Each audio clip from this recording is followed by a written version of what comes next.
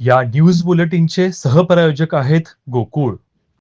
शिरोळ तालुक्यातील नांदणी येथील जिनसेन मठातील महादेवी हत्तीनीला गुजरातच्या वंतारामध्ये हस्तांतरणाच्या निर्णयाला विरोध करीत ज्योतिबा डोंगर येथील ग्रामस्थ पुजाऱ्यांनी एकमुखी निषेध करीत महादेवी हत्तीनी परत आणावं यासाठी ज्योतिबा देवाला साकडे घातले. नांदणी मठामध्ये परंपरागत महादेवी तथा मातुरी हत्तीणीचे 1992 पासून चांगलं संगोपन केलं आहे. पेठाच्या खाजगी कमिटीनं 2023 मध्ये दिलेल्या भेटीनुसार देखभाल व्यवस्थित होत नाही असा चुकीचा अहवाल देऊन शासन आणि न्यायालयाची दिशाभूल करून हत्तीनीला गुजरातमधील वंतारामध्ये पाठविण्याचा निर्णय घेण्यात आला. पेठानं दिलेल्या अहवालाची पडताळणी न करता शासन आणि कोर्टानं हा निर्णय घेतला आहे असं पुजाऱ्यांचं मत आहे. यामुळे पुजाऱ्यांच्या भावना दुखावल्या आहेत. यापूर्वी ज्योतिबा मंदिरात सुंदर हत्ती होता.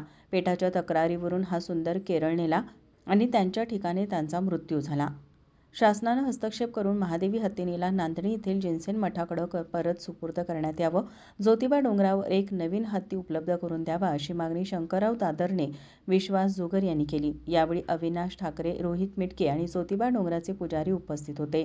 शिरोळ तालुक्यातील नांदणी गावामध्ये महादेवी हत्तीनीसाठी संपूर्ण महाराष्ट्रभर हळहळ व्यक्त होत आहे आणि त्या संदर्भात मुंबई उच्च न्यायालयामध्ये दाद मागितली, परंतु मुंबई उच्च न्यायालयानं दाद फेटाळली म्हणून सर्वोच्च न्यायालयात धाव घेतली आणि सर्वोच्च न्यायालयानं याचा विचार करणं आवश्यक होतं.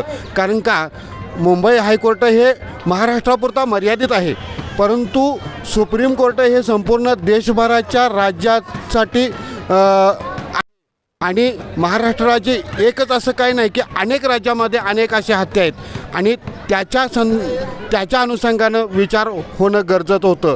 त्यामुळं आम्ही वनतारामध्ये जे हत्तीने नेलेलं आहे त्यांच्या ह्याच्यासाठी आम्ही पुजाऱ्यांच्या वतीनं निषेध व्यक्त करत आहे.